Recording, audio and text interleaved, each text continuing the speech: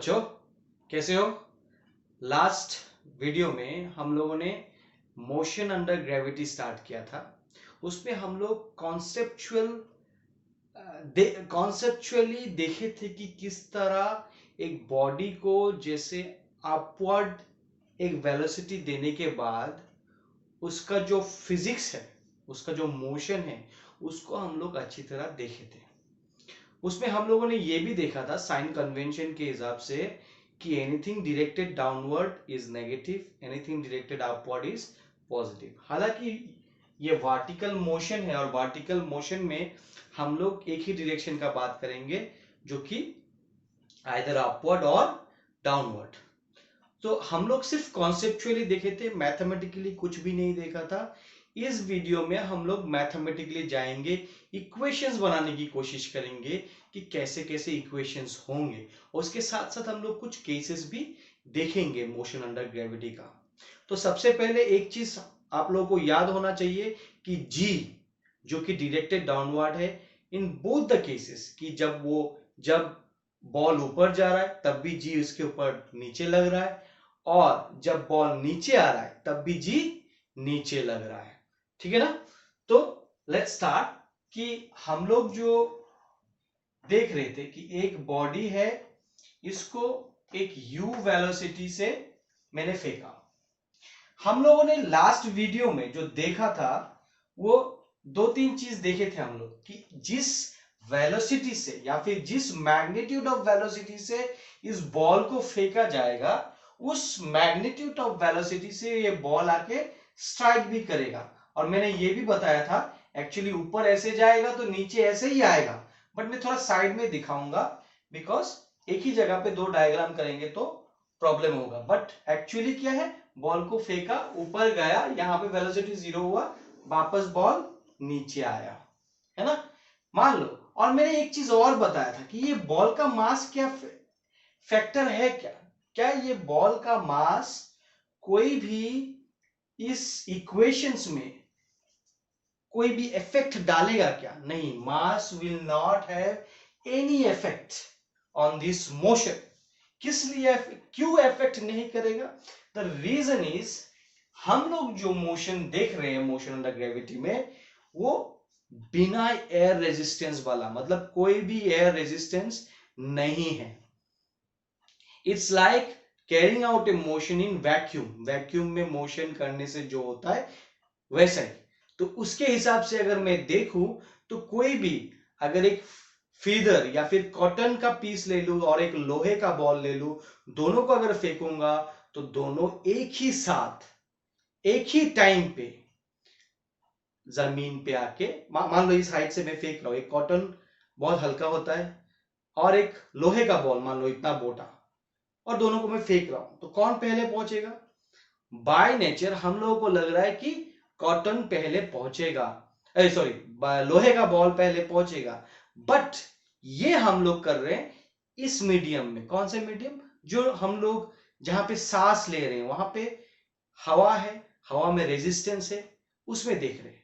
But अगर मैं इस पूरे रूम को वैक्यूम कर सकता, पूरा हवा निकाल देता हूं, कोई एयर है नहीं, तब अगर एक कॉटन और लोहे के बॉल को रखूंगा तो दोनों एक साथ गिरेगा। तुम लोग चाहो तो डिस्कवरी चैनल में या फिर यूट्यूब में ही डिस्कवरी चैनल का एक वीडियो है जहां पे ये वैक्यूम निकाल के फेंका गया है और दिखाया गया है कि कॉटन और लोहे का बॉल कैसे एक साथ गिरता है। वहां पे कॉटन नहीं लिया, उन लोगों ने फीदर लिया था, बर्ड का फीदर। एनीवेज, हम लोग क्या क्या जानते हैं? हम लोग ये जानते हैं कि किसी भी बॉल को जितने वेलोसिटी, जितने मैग्नीट्यूड ऑफ वेलोसिटी यू से अगर मैंने फेंका तो यू से स्ट्राइक करेगा ग्राउंड में।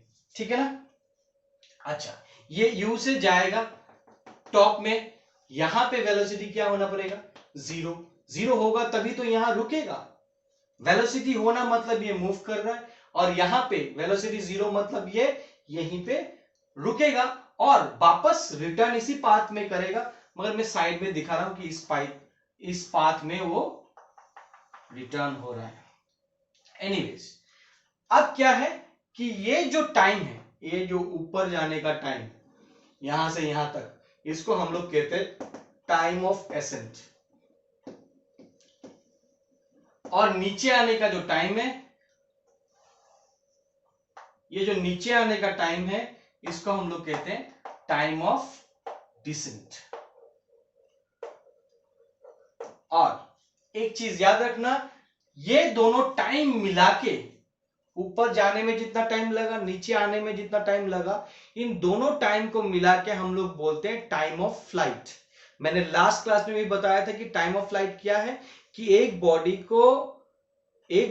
को थ्रो करने के बाद ये बॉडी कितना देर हवा में रहता है, उस टाइम को हम लोग टाइम ऑफ फ्लाइट बोलते हैं। तो टाइम ऑफ फ्लाइट यहां पे हम लोगों को ये मिला कि टाइम ऑफ फ्लाइट क्या है। टाइम ऑफ फ्लाइट हो गया टाइम ऑफ, इसको मैं एसएन को मैं T1 दे रहा हूं, मान लो T1, और इसको दे रहा हूं T2, तो टाइम ऑफ फ्लाइट हो जाएगा T1 प्लस T2। और एक चीज हम लोगों ने ये भी देखा था कि जितना टाइम ऊपर जाने में लगता है उतना टाइम नीचे आने में लगता है। मतलब हम लोग बोल सकते हैं कि T1 equal to T2 equal to T। अगर ऐसा बात है तो ट्वाइस ऑफ T हम लोग डायरेक्टली लिख सकते हैं। ये हो गया टाइम ऑफ फ्लाइट। अभी तक कुछ भी इक्वेशन हम लोगों ने नहीं लिखा। हम लोगों को दो तीन चीजें जानना है कि ये टाइम ऑफ फ्लाइट जो T मैंने लिखा, या फिर ट्वाइस ऑफ T जो भी लिखा, या फिर ऊपर जाने का जो टाइम है, ये एक्चुअली में है क्या एक्सप्रेशन में। तुम्हें दिया हुआ क्या रहेगा, तुम्हें दिया हुआ रहेगा u, कि एक बॉडी है, u वेलोसिटी से फेंका गया है, और इसके ऊपर जो एक्सीलरेशन लग रहा है वो है एक्सीलरेशन ड्यू टू ग्रेविटी, जो कि g है। एंड तुमको ये भी पता है बाय डायरेक्शन g का साइन क्या आएगा, नेगेटिव। तो हम लोग दो तीन चीज देखेंगे। एक, टाइम ऑफ फ्लाइट निकालना, ठीक है। और क्या देख सकते हैं कि अच्छा, पहले तो टाइम ऑफ फ्लाइट निकाल लेते हैं हम लोग। टाइम ऑफ फ्लाइट निकाल लेते हैं। टाइम ऑफ फ्लाइट निकालने के लिए, मतलब टाइम ऑफ फ्लाइट निकालने के लिए, ये यहाँ पे मिटा दे रहा हूं, ये मान लो, मतलब यहां पे मैं दिखा रहा हूं छोटा करके कि एक ऑब्जेक्ट को u वेलोसिटी से फेंका, ऊपर गया, फिर वापस आया नीचे, तो इसको टाइम कितना लगेगा। एक टाइम ऑफ फ्लाइट का एक्सप्रेशन निकालने के लिए मेरे पास दो काइनेमेटिक इक्वेशन है। एक हो गया s equal to ut plus half at square, because इस इक्वेशन में टाइम है तो यहां से टाइम निकल सकता है। और कौन सा इक्वेशन है, v is equal to u plus at। ये दो इक्वेशन मेरे पास है, और इस दो इक्वेशन से मुझे एक्सप्रेशन निकालना है। और एक तुमको इक्वेशन पता है, वो है v square equal to u square plus twice S. इसका कोई काम नहीं है मेरा टाइम निकालने के लिए, रीजन यहां पे टाइम है ही नहीं। तो ये दो इक्वेशन यूज कर सकता हूं, इसमें से मुझे इंफॉर्मेशन चाहिए, बिकॉज अगर मैं ये वाला यूज कर रहा हूं तो इसमें सिर्फ एक ही वेरिएबल होना चाहिए, बाकी सब मुझे पता होना चाहिए। और एक ही वेरिएबल क्या होना चाहिए, टाइम, बाकी सब पता होना चाहिए। तो लेट अस कंसीडर कि मैं टाइम ऑफ फ्लाइट का एक्सप्रेशन निकाल रहा हूं। टाइम ऑफ फ्लाइट, तो एक ऑब्जेक्ट को ऊपर फेंका गया, वापस नीचे आया, what is the displacement that we can consider. क्या डिस्प्लेसमेंट हो सकता है, the displacement is zero, because जहां से स्टार्ट किया वापस गया, ऊपर गया, फिर वापस नीचे आया, तो what is the displacement, displacement is zero. अच्छा, इनिशियल वेलोसिटी u और फाइनल वेलोसिटी क्या है, final velocity minus u, mind it, क्योंकि इनिशियल वेलोसिटी u और अपवर्ड डायरेक्शन पॉजिटिव है, और फाइनल वेलोसिटी जब स्ट्राइक करेगा तब वो डाउनवर्ड डायरेक्शन, तो मतलब माइनस u, माइनस u। अच्छा, s इक्वल टू, पहले तो इससे निकाल सकता हूं हम लोग, फाइनल वेलोसिटी यहाँ पे है नहीं, फाइनल वेलोसिटी का केस हम लोग इस इक्वेशन में देखेंगे। s हो गया 0, u t, time of flight लगा रहा हूं तो कैपिटल T दे रहा हूं, minus half g t square. ये माइनस साइन क्यों आया, acceleration, because acceleration is equal to minus g, इसके वजह से ये माइनस साइन आया। तो इसको मैं इधर लेके जा रहा हूं, half G T square equal to you T को कैंसिल कर दे रहा हूं मैं एक, तो मेरा टी रह गया, ये टू उधर जाएगा तो twice u by g. This is the time of flight.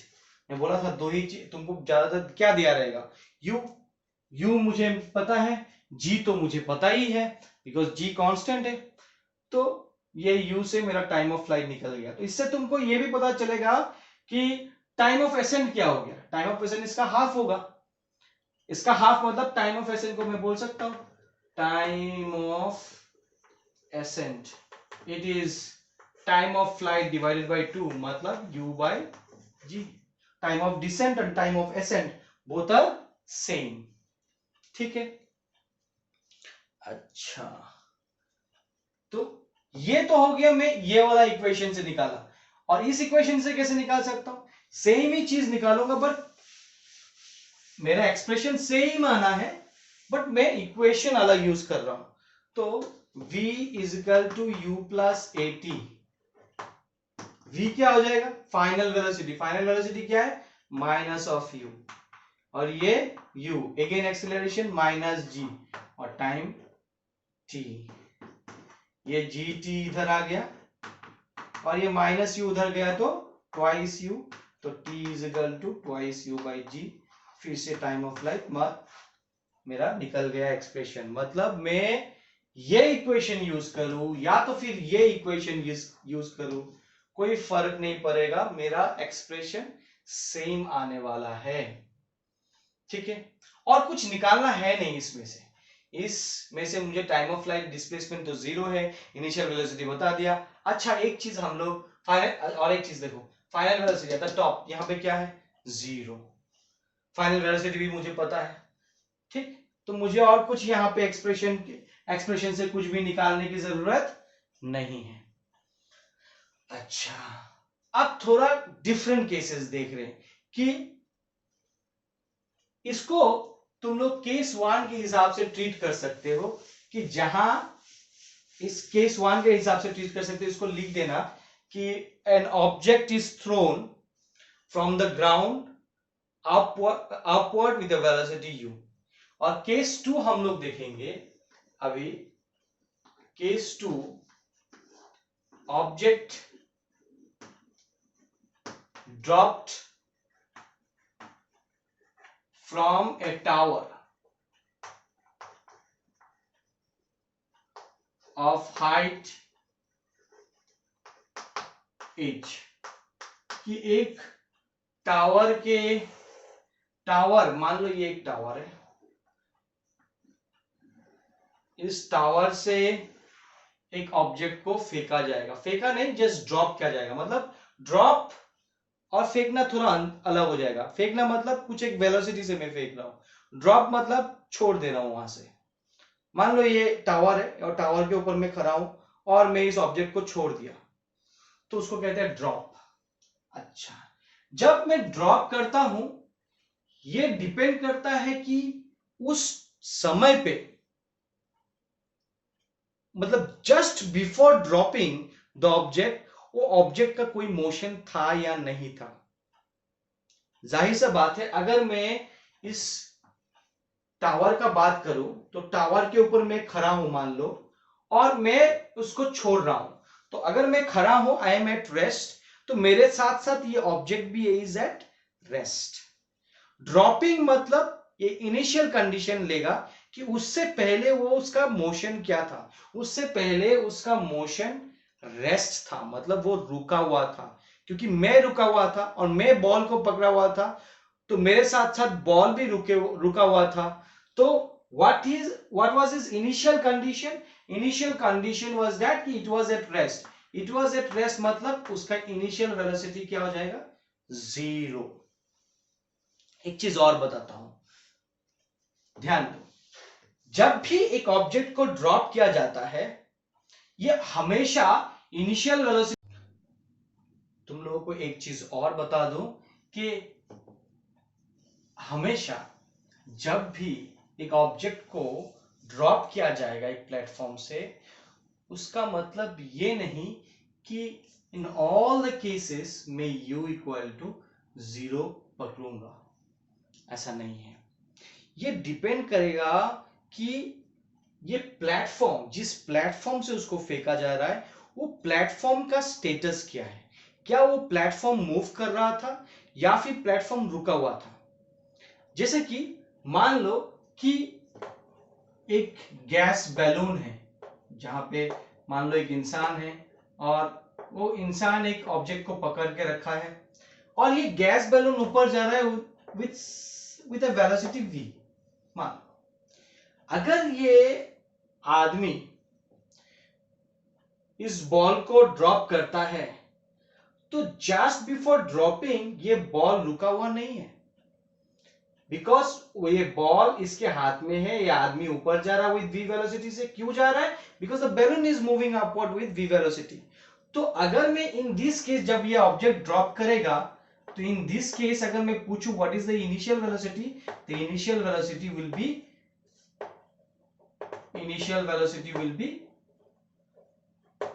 v। यहां पे क्यों जीरो हुआ? Because the platform is at rest. Platform is at rest. Is that clear? चलो हम लोग जो ले रहे हैं अभी, ये प्लेटफॉर्म रेस्ट वाला ले रहे हैं और इस प्लेटफॉर्म से इस ऑब्जेक्ट को फेंका जाएगा। एक चीज और तुम्हारे दिमाग में रखना होगा कि जहां से फेंकेगा, जैसे कि पहले ग्राउंड से फेंक रहा था, वहां पे ओरिजिन मानना है। तो यहां से इस टॉप ऑफ द टावर से फेंक रहा है, तो यही ओरिजिन है और इसके नीचे ये जो हाइट है, मतलब इस ओरिजिन के नीचे है ये हाइट h। तो इस बॉल को यहां से फेंका गया, ये बॉल आएगा और यहां पे स्ट्राइक करेगा विथ सर्टेन वेलोसिटी, जो वेलोसिटी मुझे नहीं पता है। तो मुझे यहां पे दो चीज निकालना है, एक कितना वेलोसिटी से स्ट्राइक करेगा, सेकंड कितना टाइम लगेगा इस बॉल को यहां से यहां आने में, जो कि एक h हाइट कवर कर रहा है। ठीक है ना? चलो तो पहले निकालता हूं टाइम ऑफ फ्लाइट।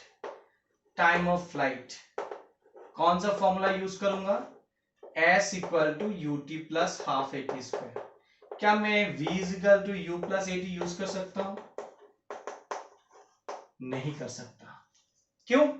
मुझे टाइम नहीं पता है, a पता है, इनिशियल वेलोसिटी पता है, मुझे v नहीं पता है। मतलब ये कितना वेलोसिटी से स्ट्राइक करेगा मुझे नहीं पता, फाइनल वेलोसिटी भी नहीं पता, टाइम भी नहीं पता। दो वेरिएबल है इस इक्वेशन में, तो मैं ये यूज नहीं कर सकता। अच्छा, यहां पे डिस्प्लेसमेंट क्या है? ये हाइट पॉजिटिव है या नेगेटिव? नेगेटिव, बिकॉज ओरिजिन के नीचे है। तो मुझे ये डिस्प्लेसमेंट पता है, मुझे u पता है जो कि 0 है। ठीक, इनिशियल वेलोसिटी। a पता है, तो सिर्फ t निकालना है। मतलब यहाँ पे अननोन सिर्फ टाइम है, तो मैं ये इक्वेशन यूज कर सकता हूं। तो s इक्वल टू आ जाएगा -h, ये u 0 है तो 0, a की वजह से माइनस आएगा तो -हाफ gt स्क्वायर, ये माइनस माइनस कैंसिल, तो हो जाएगा twice h by g root over t। मतलब टाइम, ये भी टाइम ऑफ फ्लाइट ही है, because after being thrown, after being dropped, ये हवा में कितना देर रहा उसी को हम लोग टाइम ऑफ फ्लाइट बोलेंगे। तो time of flight in this case is root over of twice h by g। Very very important, बहुत जगह पे यूज होगा, बहुत सारे प्रॉब्लम में सॉल्व करने के लिए हमें चाहिए होगा, तो इसको याद रखना जरूरी है। ठीक, तो मुझे टाइम ऑफ फ्लाइट मिल गया इस केस के लिए। तो नेक्स्ट क्या निकालना है? Final velocity. फाइनल वेलोसिटी निकालना है मुझे कि वेलोसिटी ऑफ स्ट्राइक तुम बोल सकते हो, या तो फिर फाइनल वेलोसिटी बोल सकते हो। कैसे निकाल सकते हैं हम लोग? फाइनल वेलोसिटी और velocity of strike.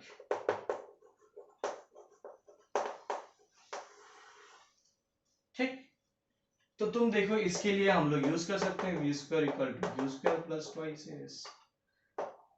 v square initial velocity 0। अच्छा, यहां पे देखो प्लस लिख रहा हूं मैं 2 माइनस g माइनस h। तुम देखो g के लिए भी नेगेटिव आएगा, h के लिए भी नेगेटिव आएगा, तो जो दोनों नेगेटिव मिलके मेरा पॉजिटिव आ जाएगा। v square equal to twice g h और v is equal to root over of 2gh। मतलब जब भी कोई एक ऑब्जेक्ट को h हाइट से फेंका जाएगा, ड्रॉप किया जाएगा, तो वो जब स्ट्राइक करेगा वो इतना वेलोसिटी से स्ट्राइक करेगा। तो ये दो चीजें हम लोगों को निकालना था, बाकी चीजें हमको पता है, एक तो वेलोसिटी और एक टाइम ऑफ फ्लाइट। ठीक, हम लोग जाएंगे थर्ड केस पे। ठीक,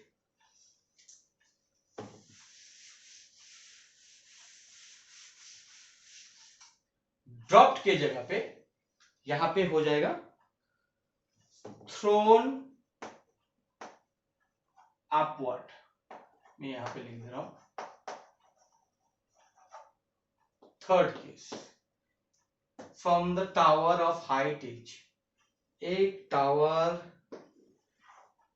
जिसका हाइट एच है फ्रॉम द ग्राउंड, इससे it is being thrown upward with certain velocity.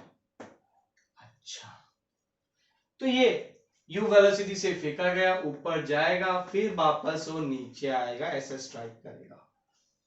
अच्छा, तो मुझे इसका टाइम ऑफ फ्लाइट कैसे निकालूं? क्या मैं ऐसे निकालूं कि यहां से ऊपर जाने में, यहां पर जब वेलोसिटी जीरो होगा, obviously at the top velocity zero होगा, यहां से यहां आने में कितना टाइम लगा, फिर यहां से यहां आने में कितना टाइम लगा, मतलब पहला वाला ग्राउंड वाला केस ले लेंगे टाइम ऑफ असेंट, फिर ड्रॉप वाला केस ले लेंगे यहां से यहां। ये कर सकते हैं, ऐसा नहीं कि नहीं कर सकते, बट ये लेंथी प्रोसेस होगा। अगर तुम जी का वैल्यू क्लास 9 में जैसे लेते थे, याद है क्लास 9 में कैसे लेते थे कि ऊपर जाते वक्त माइनस, नीचे आते वक्त प्लस, जी का वैल्यू ऐसा चेंज करते थे। अगर वैसा ही तुम मेथड यहां पे भी फॉलो कर रहे हो, तब तुमको ऐसे तोड़ के ही करना पड़ेगा, कोई और तरीका नहीं है। ठीक, तुमको तोड़ के ही करना पड़ेगा, कोई और तरीका नहीं है। तो बट अगर तुम अभी का साइन कन्वेंशन यूज करते हो, जहां पे g is always taken negative because it is always directed downward, तब तुमको तोड़ के करने की जरूरत नहीं है। यहां पे हम लोग निकालेंगे time of flight. Time of flight, तो टाइम ऑफ फ्लाइट के लिए मेरे पास फॉर्मूला जो है s equal to you t plus half a t square. ऐसे तुमको पता है कि ये कितने वेलोसिटी से स्ट्राइक करेगा मुझे नहीं पता, तो फाइनल वेलोसिटी नहीं पता, तो v is equal to u plus a t use नहीं करेंगे। तो ये s क्या हो जाएगा, माइनस एच यू, हाँ यू है, ये t minus half G T square. तो तुम लिख सकते हैं ऐसे half G T square minus u t minus h equal to 0। तो ये जो अगर तुम देखोगे टी स्क्वायर टी, मतलब ये क्वाड्रेटिक इक्वेशन के फॉर्म में आ गया है। कौन सा इक्वेशन, क्वाड्रेटिक इक्वेशन। ये इधर आ जाएगा तो प्लस हो जाएगा, ये इधर आ जाएगा तो माइनस हो जाएगा, और ये माइनस तो है ही इधर। तो क्वाड्रेटिक इक्वेशन में टी का दो वैल्यू मिलेगा, एक पॉजिटिव और एक नेगेटिव। नेगेटिव को नहीं लेना है, पॉजिटिव को लेना है, because time cannot be negative when we are on in calculation. ठीक है, चलो, तो यहां पर time of flight, final velocity की अगर बात करोगे, उसको भी हम लोग डेफिनेटली पूरी तरह से नहीं निकाल सकते हैं। ये वाला v square equal to u square plus twice s, ठीक, ये वी स्क्वायर यू स्क्वायर रहेगा, और यहां पे भी फिर से हो जाएगा प्लस ट्वाइस जी एच। ये कोई डेफिनेट वैल्यूज तुमको कोई एक्सप्रेशन नहीं दे रहा है, बस ए की जगह पे जी लगा दिया, एस की जगह पे एच लगा दिया, माइनस माइनस माइनस माइनस होकर प्लस हो जाएगा, इसीलिए ये। तो ये u का वैल्यू पुट ही करना पड़ेगा, तभी फाइनल वेलोसिटी निकाल सकते हो, या तो फिर तुम v is equal to u plus at से भी निकाल सकते हो। After finding the time from here you can do it. अच्छा, एक चीज और, मैं ये ऊपर गया वापस नीचे आया, तो तुम बोलोगे सर इतना डिस्टेंस तो ट्रेवल किया, बट ये डिस्टेंस देता है या डिस्प्लेसमेंट, डिस्प्लेसमेंट। तो ये इनिशियल पॉइंट है और ये फाइनल पॉइंट है। What is the displacement? H is the displacement. That's why I have written minus h in place of s. इसीलिए मैंने लिखा है, h को लिखा है माइनस h क्यों लिखा, बिकॉज नीचे है ओरिजिन से, और डिस्प्लेसमेंट लेना है मुझे, डिस्टेंस नहीं लेना है, तो ये इनिशियल है और ये फाइनल है। वो कैसे जाके आया उससे हमको कोई मतलब नहीं है। तो दिस इज क्वाड्रेटिक इक्वेशन, वही हमको यूज करना है। चलो नेक्स्ट जो है फोर्थ नंबर केस, जिसको मैं बोलूंगा डाउनवर्ड। मतलब अगर अपवर्ड नहीं, डाउनवर्ड एक वेलोसिटी से फेंक दो तो थोड़ा सा डायग्राम में चेंज, इक्वेशंस में थोड़ा सा चेंज, बाकी पूरा का पूरा चीज सेम ही है। जैसे कि u वेलोसिटी से नीचे फेंकना, अगर u वेलोसिटी से नीचे फेंक रहा हूं तो फिर से टाइम ऑफ फ्लाइट मुझे निकालना अगर है तो क्या होगा, पहले जैसे ये कुछ अलग नहीं है, s equal to you t plus half a t square. बस मैं ये केसेस के हिसाब से तुम लोगों को बता दे रहा हूं ताकि आसानी हो। ज्यादातर किताब में इतना सेपरेटली बना के नहीं बताया है, डायरेक्ट क्वेश्चंस किया है तो क्वेश्चंस में ये सब प्रॉब्लम्स अराइज हुआ है। तो ये minus H minus u T, mind it, पहले वाले केस में मैंने माइनस नहीं लिया था, अभी ये माइनस ले रहा हूं because u is directed downward, minus half G T square. अगर तुम देखोगे तो इसको इधर लेके आ जाओ तो ये half G T square plus u t minus h equal to 0, ये भी क्वाड्रेटिक इक्वेशन देगा और इसका भी t का 2 वैल्यू आएगा, पॉजिटिव एंड नेगेटिव, नेगेटिव नहीं लेना है, पॉजिटिव लेना है। ये क्वाड्रेटिक इक्वेशन में निकाल के नहीं देख रहा हूं, बस तुमको बता दिया कि क्वाड्रेटिक इक्वेशन होगा, क्वाड्रेटिक इक्वेशन तुमको सॉल्व करना है। इसका जब प्रॉब्लम्स करेंगे तो हम लोगों को बहुत सारी चीजें आसान हो जाएगा। ठीक है, ये 4 केस है मोशन अंडर ग्रेविटी का। अगर तुम पूछोगे कि अगर मैं बोलूं कि अलग क्या है, अलग कुछ भी नहीं है मोशन अंडर ग्रेविटी में। ठीक है, ये सभी इक्वेशंस लगेगा और क्लियरिटी तब आएगा जब हम लोग इसका प्रॉब्लम्स करेंगे अच्छी तरह से। ठीक है ना, that's all for today's video. Next video में will discuss problems regarding this और डिफरेंट टाइप के प्रॉब्लम्स और कैसे क्या यूज कर सकते हैं।